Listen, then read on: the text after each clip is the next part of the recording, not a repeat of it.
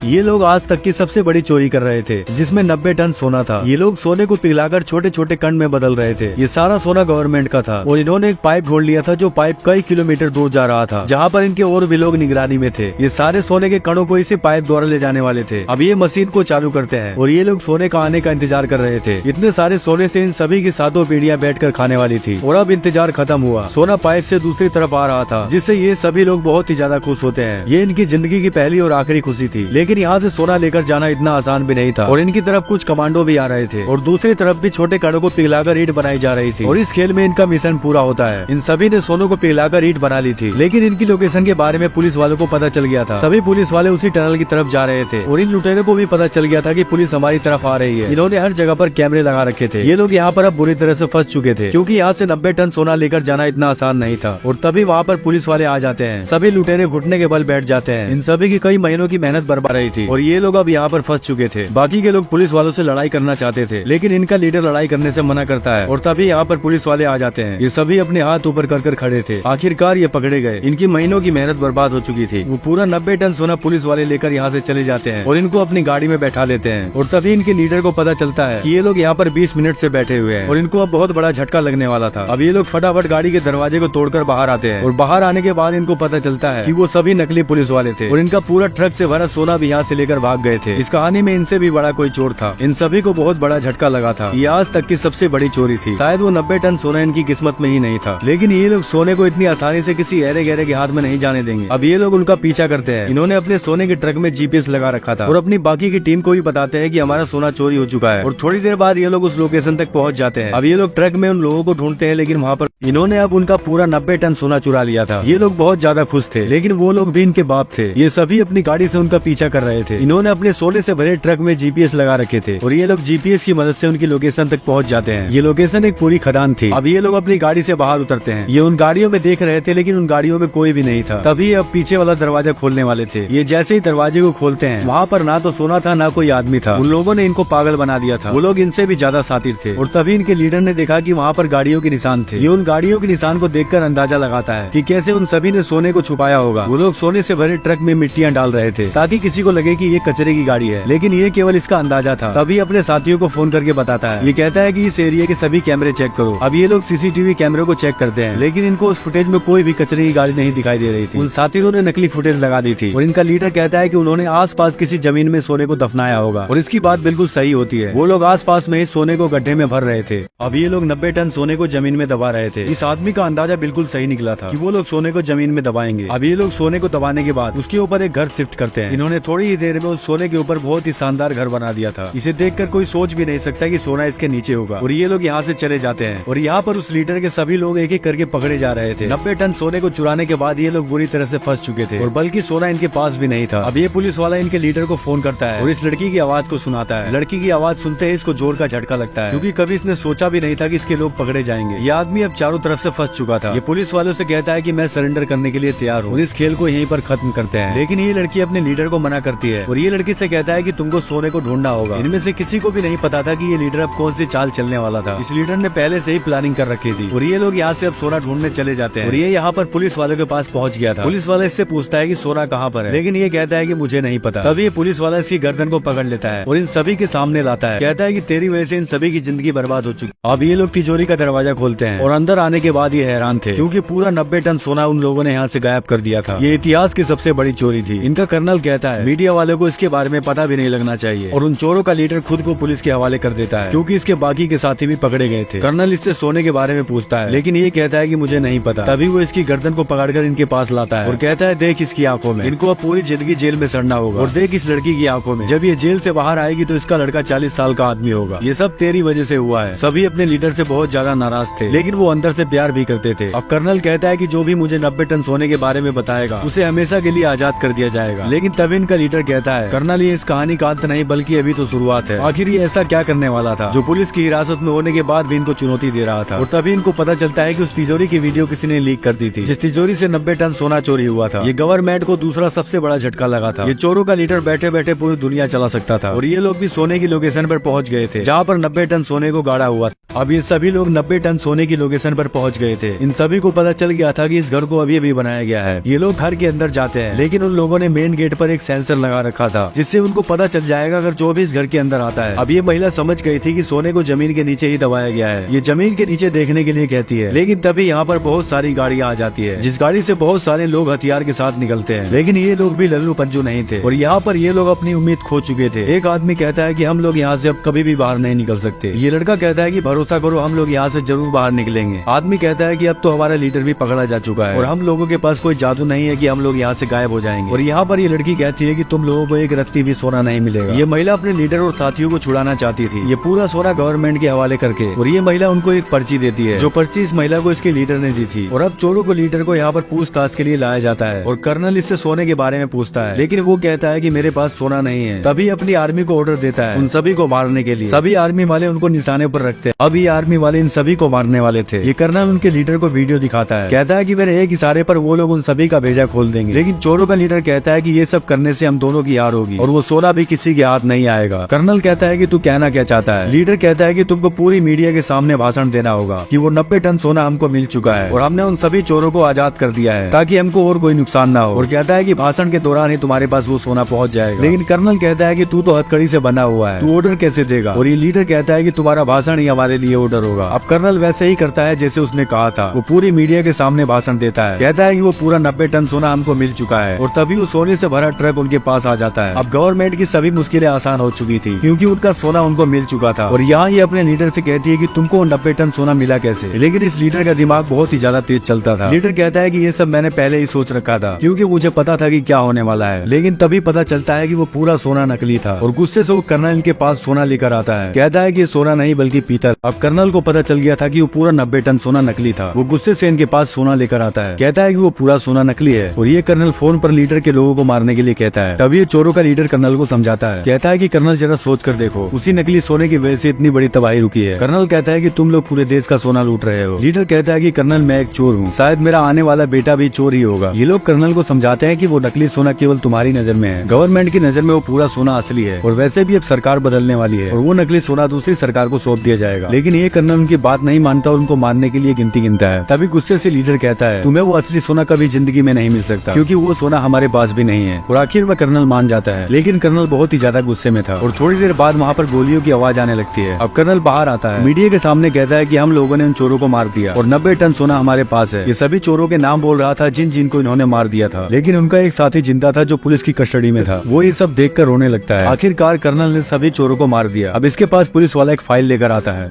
अब सभी चोरों को मार दिया गया था, केवल एक को ही छोड़ा गया था, वो भी पूछताछ के लिए। आखिरकार कर्नल ने सभी चोरों को मौत के घाट उतार ही दिया। तभी एक पुलिस वाला फाइल लेकर इसके पास आता है। ये जैसे फाइल को खोलता है इसे कोई निशान मिलता है। ये निशान इसी के लोगों ने दिया था और ये लोग अभी जिंदा थे। ये सभी चोर दुनिया की नजरों में मर चुके हैं। इन सभी ने आर्मी पुलिस को आसानी से चकमा दे दिया था और असली 90 टन सोना इनके पास था, जिन्होंने इतनी बड़ी मुसीबत में भी अपना मुंह नहीं खोला था। पुलिस वाले खुद इनको दूसरे देश में पूरी इज्जत के साथ भेज रहे थे और अब लोकर में उस 90 टन सोने को रख दिया जाता है जो पूरा सोना नकली था। और इन लोगों ने असली सोने को लोगों को दे दिया था, लेकिन उस सोने में से इनको भी हिस्सा मिलने वाला था। अब इनके लीडर को पुलिस वाले सबका पासपोर्ट देते हैं। सभी चोर एक साथ थे जो बहुत ही ज्यादा खुश थे, एक दूसरे को गले लगाते हैं। किसी को अच्छा दोस्त मिल गया तो किसी को अपना सच्चा प्यार मिल गया था। और ये सारा क्रेडिट इनके लीडर को जाता है जिसने बड़ी से बड़ी मुसीबत में भी अपने लोगों का साथ दिया। इन्होंने कुछ खोया तो कुछ पाया भी था। खैर अब तो सोना इनके पास था। तभी वहाँ पर वही महिला आती है जिसने सोने को ढूंढ निकाला था। लीडर उसके पास जाता है और सोने के बारे में पूछता है। लीडर को सारी लोकेशन महिला ने बता दी थी। अब इनकी पूरी जिंदगी ऐशो आराम से बीतने वाली थी।